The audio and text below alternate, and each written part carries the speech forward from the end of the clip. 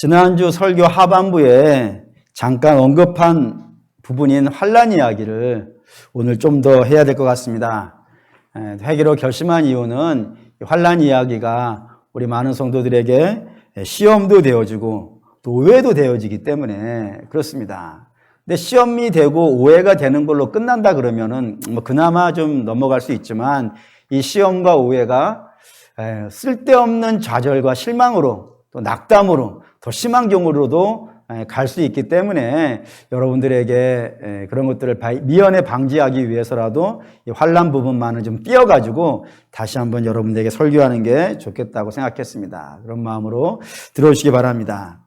성도들이 이 땅에 살면서 이걸 착각이라고 해야 될지 아니면 강력한 유혹이라고 해야 될지 그렇게 불려질 수 있는 것이 하나가 있습니다. 그게 뭐냐면 믿음이 좋다, 신앙이 좋다 이런 것들을 세상에 성경하고 등가시키는 경우들이 종종 있습니다. 예를 든다면 믿음이 좋으면 자녀가 말을 잘 듣고 명문대학에 간다 이렇게 생각하시는 분도 있고, 또 믿음이 좋으면 안 되던 사업인데 이 사업이 잘 되기도 하고, 또는 믿음이 좋으면은 병에 걸리지 않거나 또 병에 걸렸다 하더라도 금세 낫거나 이렇게 생각하시는 분도 있고, 믿음이 좋으면 마음에 평안이 있어서 불면증도 사라지고 아주 그냥 곤히 잠자고 이런 생각을 하실 수가 있습니다. 근데 그렇게 생각하게 되어진 유추해 볼 수 있는 그런 말씀이 하나가 있어요. 이게 요한 3서 1장 2절입니다. 삼박자 구원이라고 들어보셨나 모르겠는데 한번 읽어볼게요. 사랑하는 자여 내 영혼이 잘됨 같이 내가 범사에 잘되고 강건하기를 내가 간구하노라.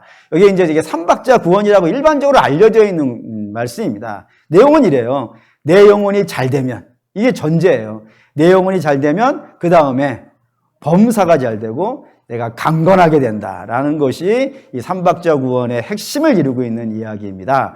그런데 문제는 이게 하나님의 말씀에 있으니까, 성경에 있으니까 하나님 말씀인 것은 틀림이 없겠죠. 틀림이 없는데 사실 또 엄밀하게 말하면 하나님 말씀도 아니에요. 무슨 말인가 하시겠지만 저 밑에 내가 간구하노라는 것이 여기 힌트예요. 여기 내가가 누구겠어요? 하나님이 아니에요. 여기 내가는 사도 요한이에요.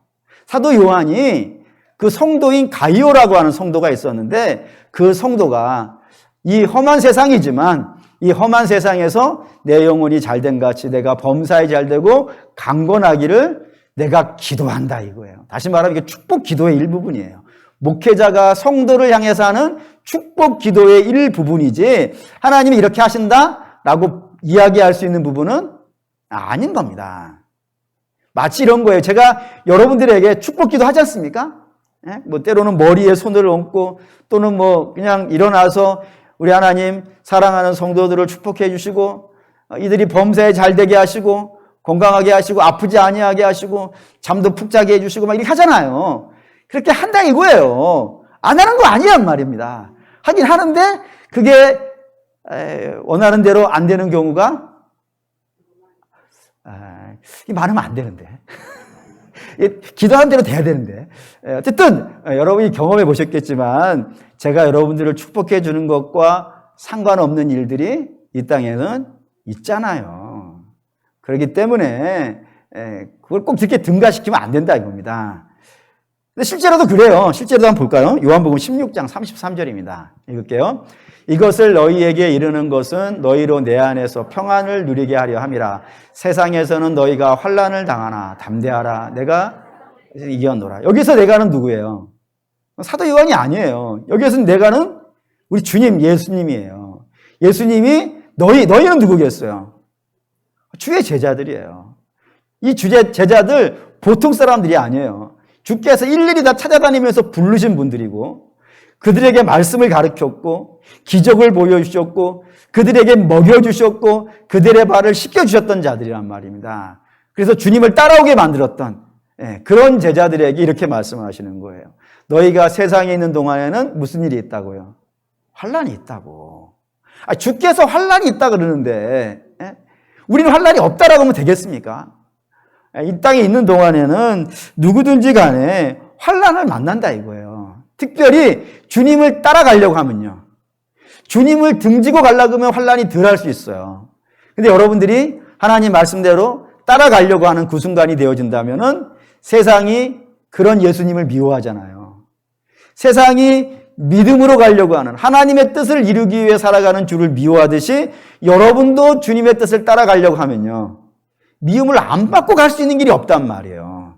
미움이 있고 환난이 있다 이겁니다. 좀 더 가볼게요. 마태복음 13장 읽겠습니다. 돌밭에 뿌려졌다는 것은 말씀을 듣고 즉시 기쁨으로 받되 그 속에 뿌리가 없어 잠시 견디다가 말씀으로 말미암아 환난이나 박해를 일어날 때에는 곧 넘어지는 자요 했습니다. 네 가지 밭 이야기 워낙 유명한 이야기니까 잘 아실 거예요. 그 중에 하나가 돌밭입니다. 이 돌밭에 하나님의 말씀이 떨어졌다 이거예요. 떨어졌는데 떨어진 것으로 끝난 것이 아니라 그 돌밭이 하나님 말씀 어떻게 했다고요? 다시 좀 보여주시죠. 20절, 13장 20절. 돌밭에 뿌려졌는데 그 말씀을 들었다고요. 듣는 것으로 끝난 것이 아니라 그 다음에 나온 반응도 나와 있어요. 그 반응이 뭐예요? 기쁘다고요. 하나님 말씀을 받고 굉장히 기뻐했다고요. 그런데도 불구하고 결실이 안 되더라 이겁니다. 왜 결실이 안 돼요? 그 돌밭이니까. 돌밭이어가지고 뿌리가 내려가지 못한다 이거예요. 뿌리가 내려가지 못하고 즉시 발화가 되어져서 싹이 나기는 하는데 문제는 싹이 나면 무슨 일이 발생되는 거예요. 이 싹은 무슨 싹이에요? 하나님 말씀의 싹이에요. 벼싹이 아니란 말이에요. 예? 뭐라 해달라나? 옥수수 싹이, 왜 옥수수가 생각났을까? 옥수수 싹이 아니에요. 예? 수수 쌀도 아니에요. 이건 뭐예요? 말씀의 싹이에요. 말씀으로 살겠다는 의지가 나왔단 말이에요. 그러자마자 뭐가 온다고요? 그 다음 절 보여주세요. 21절. 뭐가 온다고요? 환난이 온다고요. 하나님 말씀으로 따라가려고 하면은 환난도 오고 박해도 와요. 그럴 때 그걸 못 견디더라 이겁니다. 돌밭이. 다시 말하면 하나님 말씀이 결실이 되어지려 그러면 돌밭으로는 안 되는 거예요. 돌밭이 뭐가 돼야 돼요? 옥토가 돼요. 이걸 우리가 뭐라 그럴까요? 거듭남이라 이거예요. 돌밭으로는 안 돼요. 이게 옥토로 바뀌어야 된단 말이에요. 바뀌어야 이게 결실이 되어지는데 옥토가 되어졌다고 해서 싹이 났는데 박해가 안 오겠습니까? 똑같다 이거예요. 똑같은 박해가 옴에도 불구하고 돌밭은 결실이 안 되고 왜? 거듭난 옥토는 된다는 거지 않겠어요? 그러니 이 말을 종합해서 본다 그러면 옥토로 살든 돌밭으로 살든 하나님 말씀 붙잡고 살려고 하면 뭔 일이 벌어진다고요? 환난 온다고요. 환난 온다고. 안 올 수 없다고요. 이거 반드시 온다 이거예요. 더 가보죠. 사도행전 14장 22절. 더 센 말씀이 있어요. 있습니다. 제자들의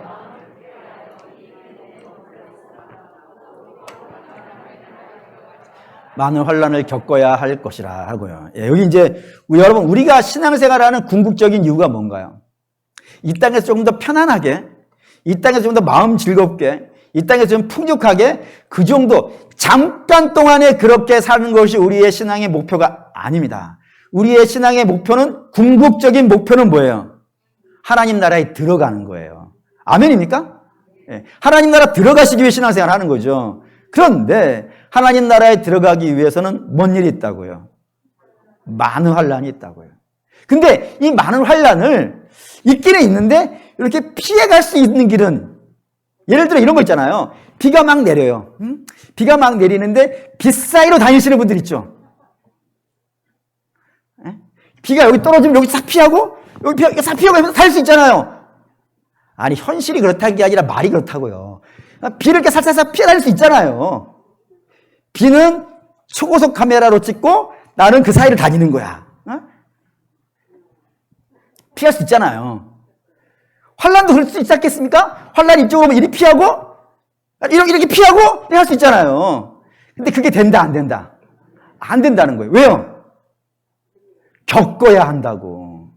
그냥은 못 간다고요. 하나님 나라를.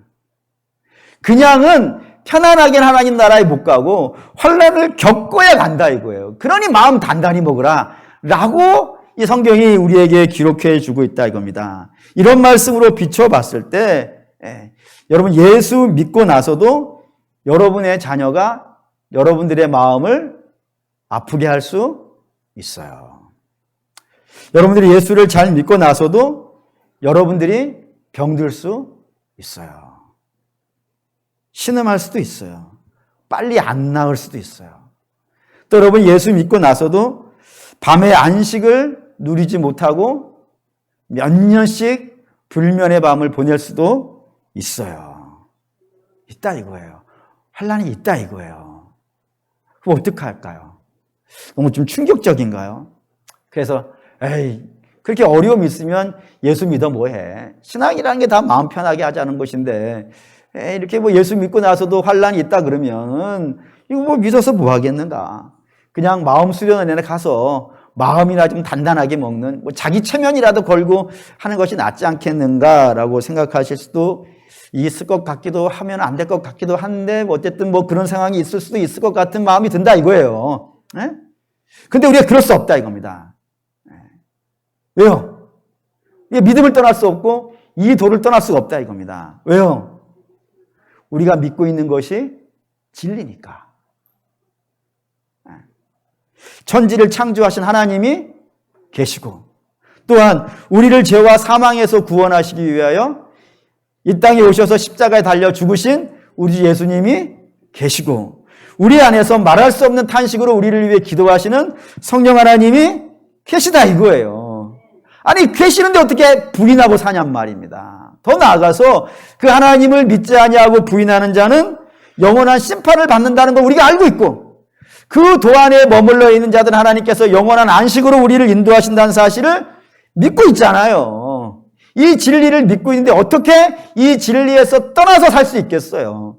그래서 사도들도 이렇게 얘기하는 겁니다. 제자들의 마음을 굳게 하여 이 믿음에 어떻게 하고 있으라고요? 머물러 있으라고.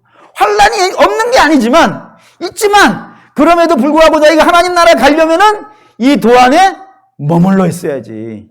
믿음 안에 머물러 있어야지. 엉뚱한 행동을 하면 안 된다라고 이렇게 단정적으로 설명해 놨단 말입니다. 그렇기 때문에 사랑하는 우리 믿음의 성도 여러분, 그래서 성도는 이 환난에 대한 개념을 다른 걸로 가지고 있어야 돼요. 물론 환난이 좋다라고 말하기는 힘들어요. 어려워요. 세상 사람들도 어렵고 우리도 어렵고 힘들어요. 그럼에도 불구하고 우리는 어렵고 힘들다 이 정도로만 끝내시면 안 되고 거기 안에 또 다른 의미가 있다는 사실을 여러분들이 알고 계셔야 한다 이겁니다. 그래서 오늘 설교는 그 또 다른 의미가 뭔가 이 이야기를 좀 진행해 볼까 합니다. 그래서 이 이야기를 어디서부터 시작할까? 지난 휴가 동안에 이걸 좀 고민을 했어요. 그냥 고민했어요. 그리고 여기서 잘하는 데에서 시작하면 되겠다 결정했어요. 이게 빌립보 1장 6절입니다. 빌립보 1장 6절 읽을게요. 너희 안에서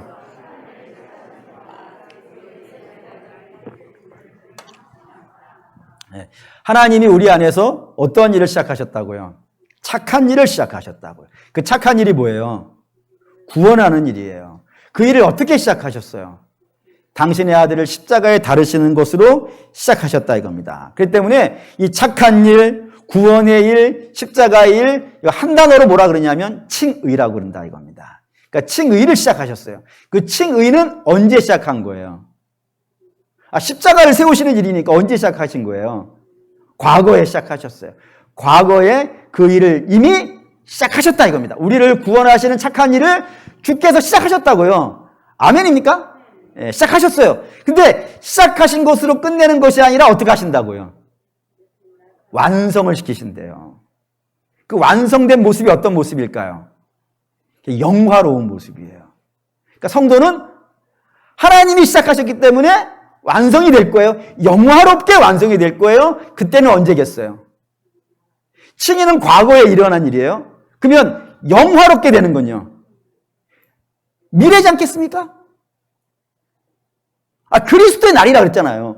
그리스도의 날까지 이루실 줄을 지금은 완성이 안 됐지만 그럼에도 불구하고 그리스도의 날이 되어지면 어떻게 될 거예요? 완성이 될 거죠. 미래예요. 그러면 과거가 있고 미래가 있어요. 뭐가 빠졌어요?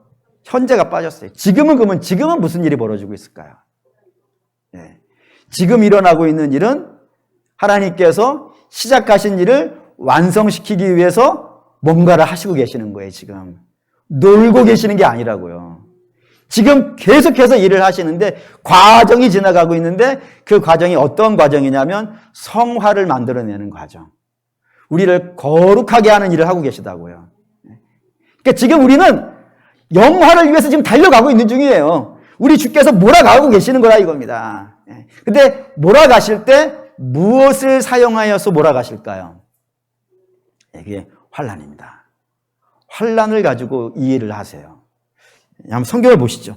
고린도전서 3장 10절에서 15절 읽겠습니다. 내게 주신 하나님의 은혜를 따라 내가 지혜로운 건축자와 같이 터를 닦아두매 다른 이가 그 위에 세우나 그러나 각각 어떻게 그 위에 세울까를 조심할지니라. 이 닦아둔 것 외에 능히 다른 터를 닦아둘 자가 없으니 이 터는 곧 예수 그리스도시라. 만일 누구든지 금이나 은이나 보석이나 나무나 풀이나 집으로 이 터 위에 세우면 각 사람이 공적이 나타날 터인데 그날이 공적이 발하리니 이는 불로 나타내고 그 불이 각 사람의 공적이 어떠한 것을 시험할 것이라. 만일 누구든지 그 위에 세운 공적이 그대로 있으면 상을 받고 누구든지 그 공적이 불타면 해를 받으리니 그러나 자신은 구원을 받되 불 가운데에서 받은 것 같으리라. 터 위에 세운대요. 터 위에. 그 터가 뭐라고요? 예수 그리스도 위에 터를 세우는 사람이 누구예요? 불신자들이 예수 그리스도 위에 터를 세우겠습니까? 터 위에다 뭘 세우겠습니까? 아니에요. 나름 자기가 성도라고 생각하는 사람이 그 위에다가 막 쌓는단 말입니다. 거기다가 금으로 쌓고 은으로 쌓고 돌로 쌓고 나무로 쌓고 막 집으로 쌓고 막 쌓는다 이거예요. 그런데 이 땅에서 잠깐 쓰고 사라지는 걸로 쌓은 것은요, 그걸로는 안 되는 거예요. 근데 사람들은 그게 진실인 줄 알고 막 쌓아가는 거예요. 지금 쉽다고, 금 쌓기는 어렵고 나무나 집 쌓기는 쉽다고 막 쌓아가는 거예요. 근데 하나님이 그걸로는 안 된다고 해서 뭐를 보내신다고요? 불을 보내신대요. 불을. 그 불이 뭐겠어요? 환난이라 이거예요. 그래서 싹 태워버리는 거예요. 다 태워버리는 거예요. 싹 태워버리는 거예요. 그러면 뭐만 남는 거예요? 안 타는 것만 남아요. 안 타는, 영원한 것만 남아요. 그럼 영원한 게 뭐예요, 여러분? 주께서 우리에게 영원한 거 세 가지 말씀하셨어요. 사도 바울을 통해서 세 가지가 영원할 것이니 했으니 그 세 가지가 뭐죠? 믿음, 소망, 사랑. 이 세 가지는 영원하다 했잖아요. 근데 오늘 우리 주제는 믿음이니까 소망과 사랑을 좀 빼놓읍시다. 그럼 뭐만 남는 거예요? 믿음만 남아요. 그러니까 환난이 뭐를 남게 하는 거예요? 믿음이 남게 하는 거예요.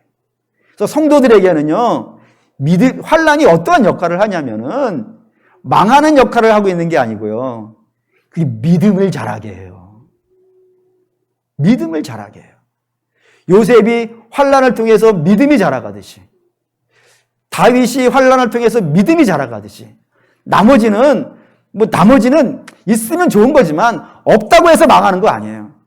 그런 것들, 하나님 나라에 가져가지 못하는 것들은 훌훌 털어버리고, 진짜 중요한 건 우리의 인생의 믿음이니까 믿음을 자라게 하고 하나님을 의지하게 하고 하나님을 바라보게 하는 그런 일을 뭐가 하게 한다고요?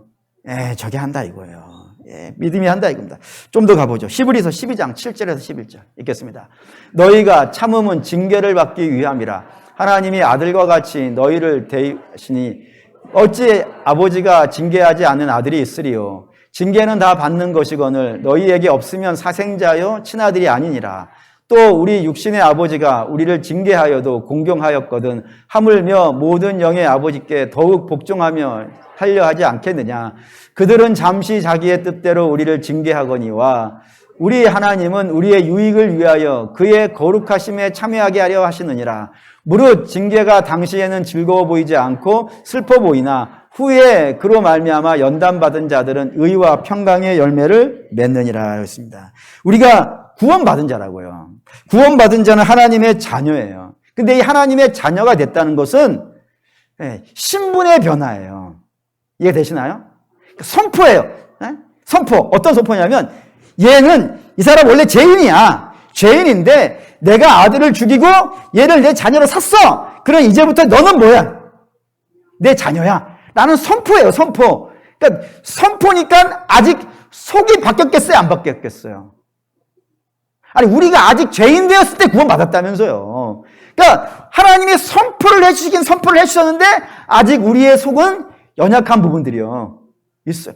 여러분들과 제가 증인이지 않습니까? 저와 여러분들 하나님의 자녀인 줄 믿습니다. 몇 명 없으신가요? 저와 여러분 하나님의 자녀인 줄 믿습니다. 근데 우리를 알잖아요. 우리 안에 연약한 부분이 있다는 거를. 누가 지적해 줄 필요 없잖아요. 여러분은 이게 문제입니다. 저게 문제입니다. 제가 굳이 지적해 줄 필요 없이 알잖아요. 내가 연약한 부분이 뭐가 있다는 사실을요. 근데 하나님은 그거를 용납하시지 않는다 이겁니다. 그 연약한 거를. 마치 여러분들의 자녀가 나보다 나아지기를 원하잖아요. 너는 나보다 나아야 돼. 나는 바람풍해도 너는 바람풍해! 라고 하는 게 부모 마음 아니겠어요. 나보다 나아야 돼. 근데 하나님보다는 우리가 나아질 수는 없잖아요. 그래, 하나님 어떻게 하기를 원하시는 거예요? 당신만큼 오기를. 그래서 그리스도의 장성한 분량까지 자라기를 원하신다고요. 그러면 그 자라기를 원하는데 이 자녀가 그걸 안 가고 딴 데로 가고 있네? 그럼 어떻게 하시겠어요? 그렇지. 여러분의 자녀가 학교를 안 가고 있네? 딱 봤더니 그럼 여러분들이 뭐 하시겠어요? 그래, 오늘은 수업을 오락실에서 하도록 해라. 그런 부모 없죠? 이놈의 자식 몽둥이를 끌고 가가지고 다리 몽둥이 아니면 안 되지. 네? 혼내지 않겠어요. 친자식이라면 그러지 아니하겠습니까? 사생자라면 아니라겠지만 친자식이라면 그럴 거라고요. 근데 하나님도 그렇다 이겁니다. 하나님도 당신의 자녀가 거룩함으로 가지 아니하면은 매질한다 이거예요. 채찍한다 이거예요. 그래서 어디에 참여하기를요? 거룩에 참여하기를. 비록 너희가 이 세상에 살고 있는 건 사실이지만 내가 거기서 빼냈어. 빼냈는데 자꾸 왜 그리 갈라 그래? 그리 가지 마. 너희는 나의 거룩함에 참여해야 돼. 그래서 막 혼내신다고요. 그래서 혼내셔가지고 우리로 하여금 자꾸 그쪽으로 가게 만드신단 말입니다. 가게 해가지고 결국에는 그들의 삶에서 뭐가 나오게? 의와 평강의 열매가 나오게. 그렇게 하신다 이거예요. 더 가봅시다. 욥기 23장 10절 읽겠습니다. 그러나 내가 가는 길을 그가 아시나니 그가 나를 단련하신 후에 내가 순금같이 되어 나오리라고요. 욥의 고백입니다. 욥이 순금같이 나온대요. 지금은 순금이 아닌가 봐요. 지금 뭔가 불순물 탔나 봐요. 본인이 봐도. 근데 순금이 된대요. 근데 그 순금이 되는 위해서 지나가는 과정이 뭐가 있다고요? 단련이 있다고. 저 단련이 있어요. 단련 아시잖아요. 예? 불 속에 넣었다가 그래 꺼냈다가 물 속에 넣었다가 막 두들기고 단련이에요. 그런 단련의 과정을 거치면서 불순물이 빠지고 엉뚱한 기체들 빠져나가면서 결국에는 순금이 되어져 가는 그런 역사가 있다. 그게 어디 욥의 이야기만이겠습니까? 이 땅에 있는 모든 자녀들, 주의 자녀들도 다 저 과정을 거쳐가더라 이겁니다. 예외 없이 거쳐가더라 이거예요. 그러면 여러분들 이런 질문을 하실 수 있어요. 하나님은 당신의 백성을 환난이라는 것을 도구로 삼으셔가지고 거룩에 참여하게 하시고 그리고 의의 열매를 맺게 하시고 순금을 만들어 가신다고 하셨어요. 그러면 저는 이런 질문을 해봤어요, 하나님께. 그래서 여러분도 아마 그런 질문을 하실 수 있겠다는 생각이 들었어요. 그게 뭐냐면 하나님의 자녀를 자녀답게 만들어 가시는 방법이 환난밖에 없습니까? 다른 거 안 됩니까? 예를 들어서 예까지 들었어요. 하나님이 경망스럽죠. 하나님 못 알아들으셨을 것 같아가지고 예까지 들었어요. 하나님 편안함으로 안 되겠습니까? 잘됨으로는 안 되겠습니까? 쉬운 걸로는 안 되겠습니까? 왜 꼭 어렵고 힘들고 이런 걸로 하시려고 하십니까? 라고 좀 물어봤어요. 근데 답은 하나님이 하시려고 하면은 하실 수 있겠죠? 하실 수 있을 텐데 안 하시는 것 같아요. 안 하시는 것 같아요. 잘 안 하시는 것 같아요. 왜 그럴까? 왜 그럴까, 여러분? 여러분들 생각하실 때 신앙의 최고봉, 신앙이 좋아지면, 신앙이 지어지면 가장 높은 상위 레벨의 어떤 모습으로 있을 것 같으세요? 어떤 모습이 신앙이 제일 좋은 모습일까요? 그거 안 생각해 보셨습니까? 신앙이 정말 좋아. 신앙이 정말 좋아지면 어떠한 모습으로 내가 돼 있을 것 같으세요? 순종하는 자의 모습이 돼요. 그렇죠? 주께서 나는 제사보다는 순종을 원하신다고 하셨고, 심지어는 우리 주님에게도 이 표현을 쓰셨어요. 예수 그리스도에게도. 예수님은 사실 뭐가 평가되어지고 이럴 만한 분이 아니잖아요. 근데 아예 빌립보서 2장 이런 표현을 써놨어요. 모든 입으로 그를 주라고 시인하게 하시고 모든 무릎을 그 발 앞에 꿇게 하셨다고요. 그러니까 높이 하나님이 올리셨다 이겁니다. 왜요? 이렇게 돼 있어요. 죽기까지 순종했다고요. 순종의 급이 느껴지시죠? 그래서 성경은 이거를 최고의 믿음의 단계라고 합니다. 마가복음 8장 34절 읽겠습니다. 무리와 제자들을 불러 이르시되 누구든지 나를 따라오려거든 자기를 부인하고 자기 십자가를 지고 나를 따를 것이니라.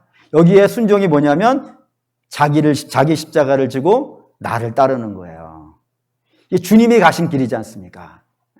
주님이 가신 길이 십자가의 길인데 자기 십자가를 지고 그 주님을 따라가는 것, 그 십자가의 길을 가는 것, 주의 말씀에 순종하여서 저 길을 가는 것이 최고의 신앙의 수준이에요.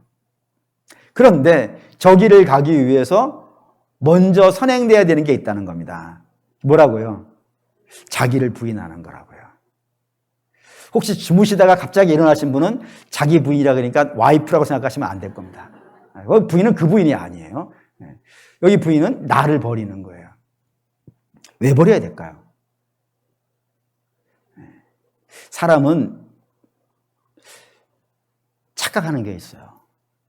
아주 이 착각이 심각해요. 이게 뭔 착각이냐면 자기는 괜찮은 사람이라고 생각을 해요. 어떤 경우에는 자기는 하나님쯤이라고 생각하는 분도 있어요. 그래서 나의 판단은 틀리지 않아. 내 생각은 항상 옳아. 그러니 모든 사람은 다 어떻게 해야 돼요? 내 앞에 굴복하고 내 뜻을 따라야 돼. 라고 하면서 자기를 높이는 경우들이 종종 있어요. 전능자같이 대하는 경우가 있어요. 그런데 자기를 전능자같이 대하게 되면 어떤 일이 벌어지는지 아십니까? 성경은 여기다가 그걸 써놨어요. 이사야 53장 6절. 다 읽을 건 아니고요. 중간까지만 읽을 겁니다. 읽어보죠. 우리는 다 양 같아서 그릇 행하여 각기 제 길로 갔거니. 여기까지입니다. 예. 자기가 대단하다. 나는 하나님쯤 된다. 나는 틀리지 않는다. 라고 생각하면은 그 사람은 어떤 길을 갈 것 같으세요? 자기를 부인하고 자기 십자가 지고 주님을 따라가지 않아요. 어디를 간다고요? 각기 제 길로 간다고요. 하나님 따라 안 가요. 자기가 대단하다고 생각하면 하나님 따라 안 가고 자기 길을 가요. 그런 사람들의 대표적인 경우를 성경은 두 가지로 설명을 했습니다. 하나는 아담이에요. 첫사람 아담입니다. 아담을 정의하는 거예요. 아담을 한마디로 말하면 어떤 사람이라고 정의할 수 있을까요? 라고 물어보신다면 제가 하는 정의가 있어요. 그게 뭐냐면 아담은 개천에서 용된 사람입니다. 성경의 용은 좋은 표현은 아니에요. 하지만 이해를 돕기 위해서 말씀드리는 거니까 이렇게 오해하지 마시고요. 개천에서 용된 사람이에요. 왜 그렇게 표현하냐면 아담의 출신이 개천이기 때문에 그렇습니다. 그 개천이 어디예요? 흙이에요. 맞죠? 아담은 흙에서 왔어요. 근데 흙도 사실은 우리가 보는 그런 흙이 아니에요. 나무를 심고 풀을 심어서 거기에 열매를 만들어내는 그런 흙이 아니에요. 아담아라는 뜻인데 아담아에서 아담이 된 거예요. 그 아담아의 뜻은 먼지예요. 불면 날아가는 먼지. 아무 쓸모없는 먼지. 그게 아담의 출신지예요. 그것을 하나님께서 뭉쳐가지고 사람의 형틀로 만드시고 그리고 그 안에다가요. 생기를 불어넣으신 거예요. 그래서 하나님의 생기가 들어갔기 때문에 그가 생명이 된 겁니다. 그거를 우리가 그냥 용이라고 해보자 이거예요. 하나님이 생기를 불어넣으셔서 용이 돼버렸단 말이에요. 그러면 그 하나님이 불어넣으셨던 생기를 빼버리시면 어떤 일이 벌어지겠어요? 다시 가는 거예요. 보시죠. 창세기 3장 19절 읽겠습니다. 내가 흙으로 돌아갈 때까지 얼굴에 땀을 흘려야 먹을 것을 먹으리니 내가 그것에서 취함을 입었은지라 너는 흙이니 흙으로 돌아갈 것이니라 하시니라. 예. 너는 흙 출신이야. 그래서 나를 빼면은 너는 다시 흙으로 돌아갈 거야 라고 이야기하신 거란 말이에요. 근데 아담은 이걸 몰라요. 자기 출신이 어딘지를 몰라요. 그래서 무슨 결단을 하는 겁니까? 선악과 먹겠다 이거예요. 선악과 왜 먹는 거예요? 내가 하나님 하겠다고. 내가 뭐가 부족해? 나는 만물의 이름을 지을 수 있는 사람이야. 하나님이 저들 지었을지 모르겠지만 이름을 지어주는 건 나야. 난 대단한 자야. 생각하니까 그가 하나님의 길을 가는 것이 아니라 자기 길을 가더라고요. 하나님을 자기 인생에서 빼버렸단 말이에요. 그러자 그가 뭐가 되는 거예요? 다시옥이 되는 거예요. 자기 잘 몰라요, 사람들이. 다시 이걸 우리 이야기로 끌어볼게요. 우리가 죄인이라는 사실을 잘 몰라요. 나 정도면 괜찮지. 근데 그때 나 정도의 기준이 뭔 거예요? 내가 재산이 얼마큼 있다? 내가 배운 게 얼마큼 있다? 내가 뭐 직책의 사회 사장이다? 이런 거를 가지고 나는 괜찮은 사람이라고 생각한단 말이에요. 좀 이렇게 횡단보도 몇 개, 신호등 몇 개 잘 지키면 난 괜찮은 사람 같이 보이는 거예요. 오면서 그 좁은 도로에서는 그냥 훅 지나가 놓고 무식하지 못하고 막 가면서 큰 건 어떻게 지켰을지 모르겠지만 무식하지 못한다 이거예요. 내가 죄 있는지 잘 몰라요. 몰라서 자기 마음대로 하는 예가 얼마나 많은지 몰라요. 뿐만 아니라 광야 이스라엘도 마찬가지입니다. 이거 볼까요? 신명기 8장 23절 2절 3절 읽겠습니다. 내 하나님 여호와께서 이 40년 동안에 내게 광야길을 걷게 하신 것을 기억하라. 이는 너를 낮추시며 너를 시험하사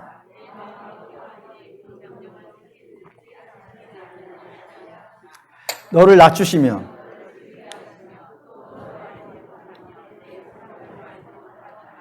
내게 먹이신 것은 사람이 떡으로만 사는 것이 아니요.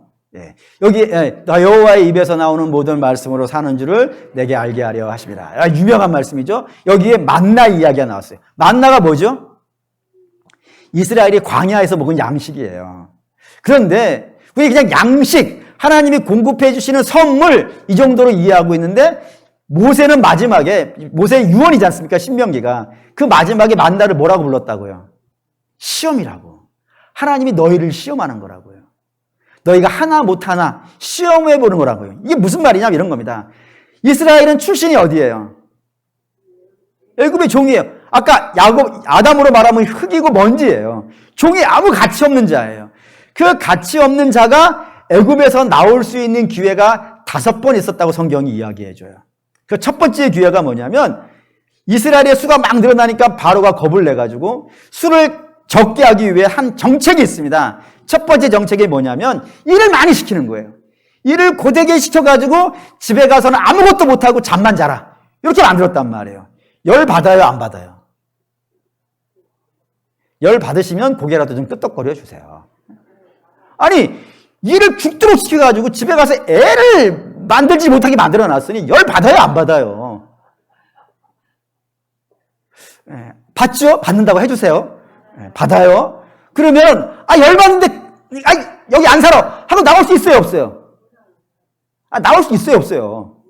있죠? 근데 나와요, 안 나와요? 안 나와요. 두 번째, 히브리 산파를 통하여서 히브리 여인이 자식을 낳으면은 아들을 낳으면 그 자리에서 죽이라고, 몰래 죽이라고 했어요. 이게 모세의 가정에서는 시행이 안 됐지만 다른 데서는 막 시행이 됐을 수도 있잖아요. 그때 왕이 우리 집에 애 낳으면 죽이래? 몰래 죽이래? 이거 성경에 기록되어 있으니까 이스라엘 알겠어요, 모르겠어요? 알겠죠? 열 받아요, 안 받아요? 받아요. 그럼 나와야 돼요, 안 나와야 돼요? 나와요, 안 나와요? 안 나와요. 세 번째, 히브리 산파가 그걸 제대로 안 하니까 결국에는 군사를 보내가서 아이들 낳는 족족 사내 아이라면 날강에 갖다 집어 던졌어요. 열 받아요, 안 받아요? 받죠? 그럼 나와야 돼요, 안 나와야 돼요? 나와야죠. 나와요, 안 나와요? 안 나와요. 목사님, 바로가 그렇게 칼날을 서스럽게 들고 하고 있는데 어떻게 나와요? 좋아요. 그건 인정해 줍시다. 그럼 네 번째, 하나님께서 바로를 치시기 시작하셨어요. 하나, 둘, 셋, 넷, 10가지 재앙을 내리시지 막 치시기 시작했어요. 그러면은 하나님이 도와주시는 거잖아요. 이 도와주시는 거를 기회 삼아서 나와야 돼요, 안 나와야 돼요? 그 험한 땅이니까 나와야죠? 근데 나와요, 안 나와요? 안 나와요. 오히려 모세에게 가서 이야기해요. 왜 바로를 열받게 하느냐고. 그래서 하나님이 아예 마지막엔 바로의 아들을 쳐 죽이시고 이스라엘을 강제로 빼내셨어요. 그래서 자유를 얻어가지고 어디까지 왔냐면 홍해 바다 앞까지 왔어요. 바로의 군대가 쫓아왔어요. 그래서 막 잡으려고 와요. 이스라엘이 이미 자유를 얻었어요? 얻었죠? 그러면 이제 어떻게 해야 되겠어요? 나왔잖아요, 이미. 이미 자유를 얻어서 나왔단 말이에요. 그 자유를 이제 전에는 자유가 없었는데, 이제는 자유를 얻었어요. 얻었으니데, 그걸 다시 뺏으려고 왔으니까 어떻게 해야 되겠어요? 싸워야지! 왜 내 자유를, 어렵게 얻은 자유를 뺏어가려 하느냐고 싸워야죠. 싸우는 게 겁나면 홍해를 헤엄쳐서 건너기라도 해야지. 아니, 뭔가를 해야 될 거 아니겠어요? 근데 해요, 안 해요? 안 해요. 오히려 모세를 원망해요. 하나님을 원망해요. 애굽에 장지가 없어서 우리를 바닷가에서 죽이려고 하느냐고요. 이 말에 다 공통점을 묶어보면 뭐가 되는지 아세요? 이스라엘은 나올 생각이 없는 거예요. 갈 마음도 없는 거예요. 그냥 현상을 유지하고 싶을 뿐이에요. 그게 이스라엘 수준이에요. 가나안도 마찬가지입니다. 가나안 자기 스스로 갈 마음이 없는 거예요. 갈 힘도 없고 의지도 없는 거예요. 근데 그들이 어떻게 출애굽이 되고 어떻게 가나안 가는 거예요? 하나님의 역사라 이거예요. 하나님이 가게 하시는 거예요. 근데 이거를 이스라엘이 자꾸 잊어버려요. 잊어버려서 문제만 생기면 하나님께 이렇게 얘기하는 거예요. 하나님, 양식을 안 줘서 못 가요. 우리는 갈 마음도 있고 갈 의지도 있고 하나님 좀만 도와주시면 우리가 알아서 갈 수 있어요. 근데 하나님이 안 도와주셔서 양식을 안 줘가지고 환경이 안 좋아서 못 가는 거예요 라고 자꾸 이야기하는 거예요. 그래서 하나님이 만나를 주시는 거예요. 그래? 배고파서 못 가? 그럼 만나 줄게. 한번 가나 보자. 그래서 만나를 주셨단 말입니다. 만나 먹었죠? 만나 먹고 이스라엘이 어떻게 해요? 가요 안 가요? 안 가요. 끝까지 버텨요. 그 힘내서 하나님께 싸워요. 그게 이스라엘이라 이거예요. 왜 만나가 시험이 되는 줄 아시겠죠? 만나는 하나님이 이스라엘이 필요한 것들을 공급해 준다고 해서 이스라엘이 믿음으로 반응하는 것이 아니라는 것을 증명해 주는 것이 만나라 이겁니다. 그러니 이스라엘이 가나안 가는 것은 전적으로 뭐예요? 하나님의 은혜라 이겁니다. 하나님의 은혜로 가는 것이고 하나님의 역사하심으로 가는 거예요. 그렇기 때문에 그렇게 가는 것인데도 불구하고 이스라엘 자꾸 잊어버리면서 나는 갈 수 있어. 하나님이 안 도와주셔서 못 갈 뿐이야 라고 자꾸 주장하면서 자기 마음대로 하려고 한단 말입니다. 그럼 어떻게 되겠어요? 그 출애굽 1세대는 광야에서 죽는 거란 말이에요. 그래서. 그러니 여러분 자기 길로 가면 되겠어요? 안 되겠어요? 안 되는 거예요. 그러면 우리가 자기 길로 가는 거를 못 가게 하시려면 하나님 어떻게 하시게 하세요? 우리를 사랑하시는 하나님이시라면요. 우리의 연약함을 드러내셔야 되는 거예요. 우리의 연약함을. 그 연약함을 드러내는 방식이 뭐라고요? 환난이라 이겁니다. 왜요? 여러분 잘 되잖아요. 잘 되면 바빠서 하나님 볼 시간이 없어요. 바빠서. 새벽부터 나가서 너 뭐 일하는 족족 잘 돼버리면은 새벽부터 나가서 밤늦게까지 일하고 집에 가서 곤히 자기만 하지 하나님 볼 시간이 어디 있겠어요. 그래서 예전에는 제가 연예인들 간증하는 걸 굉장히 안 좋아했어요. 왜냐하면 아니 제가 분명히 할 때는 인기 없었을 때는 간증했다니까요. 근데 바빠지니까 안 하네? 그러는데 값도 엄청나게 부르는 거예요. 그러다가 인기 떨어지면 쫓아다니네. 그래가지고 저는 했어요. 솔직히 말하면. 근데 나중에 알았어요. 바쁘면 못 하더라고요. 잘 되면 잊어버리더라고요. 그리고 자기 마음대로 내가 옳다는 길을 가더라고요. 근데 어려움이 생기니까 그때서야요. 이 모든 것이 하나님의 은혜인 줄을 그때서야 알더라고요. 성경에 온통 이 이야기인 거 아시죠? 룻기 예를 들어볼게요. 한 두 가지만 듭시다. 룻기의 주인공은 룻이 아닙니다. 룻기의 주인공은요. 나오미예요. 예. 나오미는 이름의 뜻이 기쁨이에요. 근데 그 기쁨인 사람이 모압으로 간 거예요. 뭐 때문에? 양식 때문에. 예. 이스라엘은 양식이 없고 모압에는 양식이 있다 그러니까 양식을 따라서 믿음을 따라서 가야 되는 사람이 양식을 따라간 거예요. 그러자 어떤 일이 발생된 거예요? 남편 죽고 두 아들 죽었어요. 그래서 나오미가 자기를 이제부터 나오미 기쁨이라 부르지 말고 뭐라고 부르라고요? 마라라고 부르라고. 마라가 뭐예요? 쓴물이라고. 고난이 왔다 이거예요. 그러자 비로소 어디로 오는 거예요? 예, 베들레헴으로 돌아오는 거예요. 내가 베들레헴으로 돌아가야 되는 이유를 고난 중에서 발견한 거예요. 미련하긴 하지만 그렇게라도 오는 거예요. 고난이 없었다면 그가 오지 않았을 거예요. 오지 않았었다면 그 룻을 통하여서 하나님께서 아들을 주시는데 그 아들의 이름이 오벳이에요. 오벳은 다윗의 할아버지예요. 다윗의 이야기는 고난 중에 시작이 되는 거예요. 뿐만 아니라 하나만 더 해봅시다. 욥도 그렇죠. 욥 자기가 대단한 사람인 줄 알았어요. 내가 잘하니까 그 잘하는 것의 보상으로 하나님이 상을 주시는 거라고 생각했어요. 자기는 높이고 하나님은 내가 잘하는 것에 상이나 주는 분이라고 생각했어요. 근데 그 하나님이 다 걷어보시죠. 다 걷어버리니까 비로소 그에게 드러난 게 뭐예요? 연약한 자라는 게 드러났어요. 나는 안 태어났으면 좋았을 것 같은 사람. 그런 사람이라는 것이 드러났고 하나님이 위대하신 것이 드러났어요. 그래서 욥의 마지막 고백이 등장합니다. 그 욥의 마지막 고백이 뭐냐면 내가 제 가운데에서 회개합니다. 알지도 못하면서 나를 높였고 하나님을 알지도 못하면서 나를 자랑했다고요. 그걸 회개한다라고 욥의 고백을 하고 하나님은 그 고백을 받으시고 나서 욥을 평안으로 이끌어 가시는 이야기가 욥기에 등장한다 이겁니다.